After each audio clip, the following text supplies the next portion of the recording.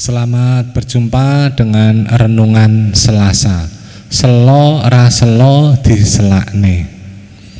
Kami satu keluarga, puji Tuhan, dalam kondisi sehat, dan harapan kami semua pemirsa dan pendengar dalam keadaan sehat juga. Amin. Marilah renungan saat ini kita awali dengan pujian Kidung Jemaat nomor 14. Muliakan Tuhan Allah.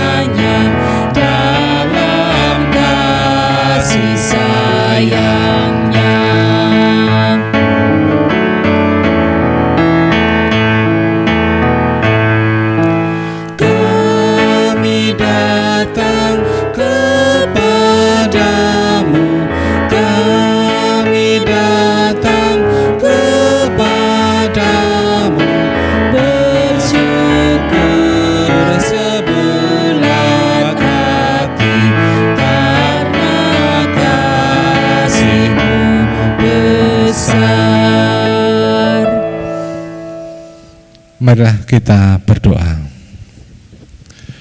Bapa Surgawi, terpujilah Engkau ya Tuhan untuk selama-lamanya.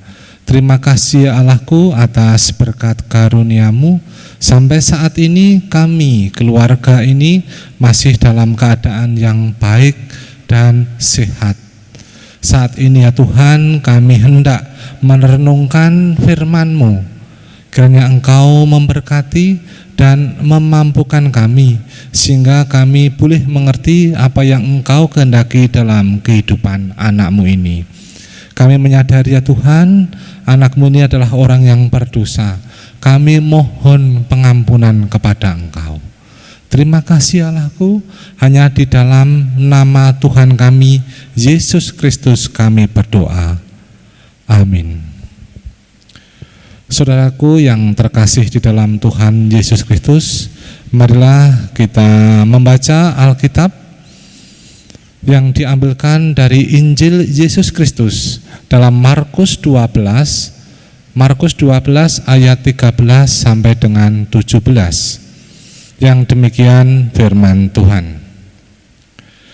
Kemudian disuruh beberapa orang Farisi dan Herodian kepada Yesus untuk menjerat Dia dengan suatu pertanyaan.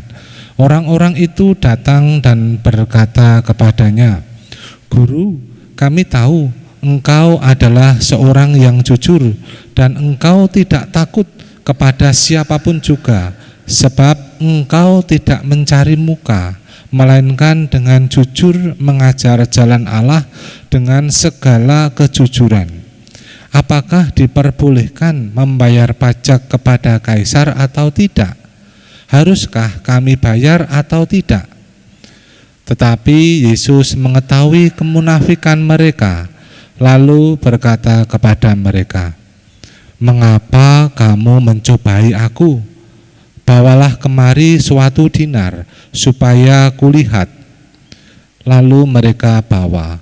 Maka ia bertanya kepada mereka, "Gambar dan tulisan siapakah ini?" Jawab mereka, "Gambar dan tulisan Kaisar." Lalu kata Yesus kepada mereka, "Berikanlah kepada Kaisar apa yang wajib kamu berikan kepada Kaisar, dan kepada Allah apa yang wajib kamu berikan kepada Allah." Mereka sangat heran mendengar Dia. Demikianlah firman Tuhan. Yang berbahagia adalah mereka yang mendengarkan firman Tuhan dan melaksanakannya dalam kehidupan hari lepas hari. Saudaraku yang terkasih di dalam Tuhan Yesus Kristus, sering kita membaca atau mendengar tentang ayat ini. Bagi kami, ayat ini sungguh menggelitik perasaan kami. karena sangat bijaksananya Tuhan Yesus yang melampaui akal manusia. Sekalipun jawaban Tuhan Yesus itu merupakan jawaban sesaat untuk menjawab pertanyaan orang Farisi dan Herodian yang hendak mencobai Tuhan Yesus, di mana saat itu bangsa Israel di bawah kekuasaan Romawi. Padahal Tuhan Yesus yang diklaim sebagai Mesias, menurut pandangan mereka adalah orang yang akan membebaskan bangsa Israel dari penjajahan Romawi. Dan prasangka mereka, Tuhan Yesus akan menjawab, tidak perlu membayar pajak kepada kaisar. Dengan demikian mereka dapat menangkap Tuhan Yesus dan menyerahkannya kepada pemerintah Romawi karena dianggap menghasut rakyat untuk tidak membayar pajak. Tetapi apa kenyataannya? Tuhan Yesus menjawab seperti di dalam ayat yang ke-17 yang demikian. Berikanlah kepada kaisar apa yang wajib kamu berikan kepada kaisar, dan kepada Allah apa yang wajib kamu berikan kepada Allah. Nah, saudaraku yang terkasih, pernyataan Tuhan Yesus yang sedemikian rupa itu tidak hanya untuk menjawab orang-orang Farisi ataupun orang-orang Herodian saja, tetapi juga untuk kita semua sampai saat ini. Itu perintah Tuhan yang wajib dilaksanakan umatnya. Dengan demikian, menurut ayat ini, kita sebagai pengikut Kristus diwajibkan taat kepada Allah dan kepada pemerintah. Sebagai makhluk ciptaan Allah, dengan taat kepadanya dan berserah kepadanya membuat hati kita damai, tentram, terlindungi, dan ada pengharapan yang pasti, yaitu jaminan keselamatan. Dan taat kepada pemerintah akan mendatangkan kesejahteraan pula. Dan sebab pemerintah itu berasal dan ditetapkan oleh Allah. Itu seperti yang tertulis dalam Roma 13 ayat 1 dan 2. Itu pasti bertujuan untuk ketentraman dan kesejahteraan rakyatnya. Maka dari itu, saudaraku yang terkasih, kita sebagai anak-anak Allah diwajibkan untuk beribadah dengan baik dan benar, yaitu taat kepada Allah dan pemerintah. Dengan demikian, kedamaian, ketentraman, dan kesejahteraan akan terwujud dan akan dirasakan tidak hanya oleh diri kita, tetapi oleh semua orang. Kita tahu rencana Tuhan itu adalah rencana damai sejahtera. Maka marilah kita wujudkan dalam kehidupan hari lepas hari. Tuhan memampukan kita. Amin. Saudaraku yang terkasih, marilah kita akhiri dalam renungan ini dengan memuji Tuhan kembali dalam pelengkap Kidung Jemaat nomor 264. Apalah arti ibadahmu?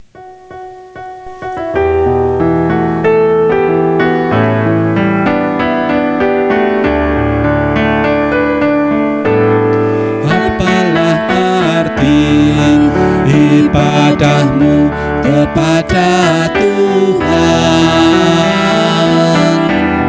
bila tiada rela sujud dan syukur. Apalah arti ibadahmu kepada Tuhan,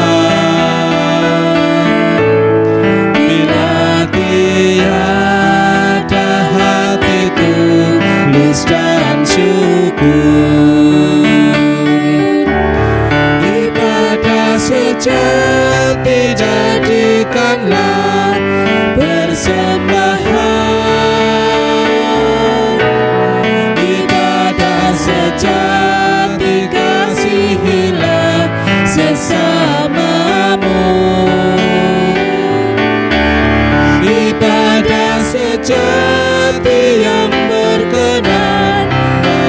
bagi Tuhan, jujur dan tulus, ibadah murni bagi Tuhan.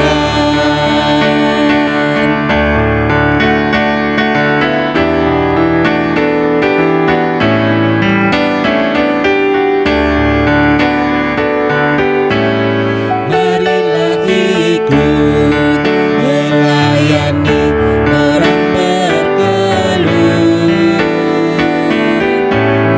agar iman tetap kuat serta teguh.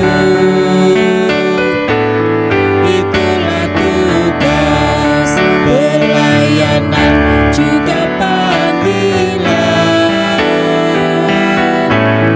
persembahan yang berkenan bagi Tuhan. Ibadah sejati jadikanlah persembahan, ibadah sejati kasihilah sesamamu, ibadah sejati yang berkenan bagi Tuhan, jujur dan tulus, ibadah murni bagi Tuhan.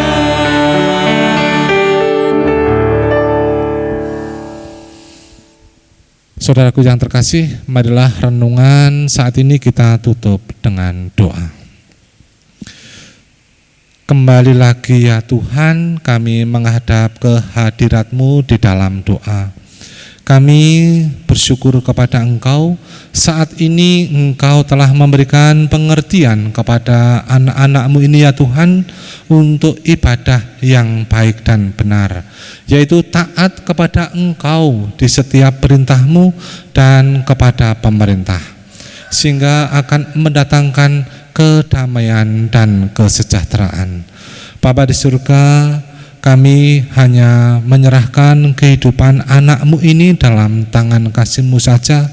Berkatilah dan mampukanlah ya Tuhan di setiap langkah kehidupan kami. Engkau pakai untuk kedamaian dan kesejahteraan yang sesuai dengan rencana-Mu. Bapa di surga, kami menyadari di dalam kami menggeluti firman-Mu ini ada kekurangan.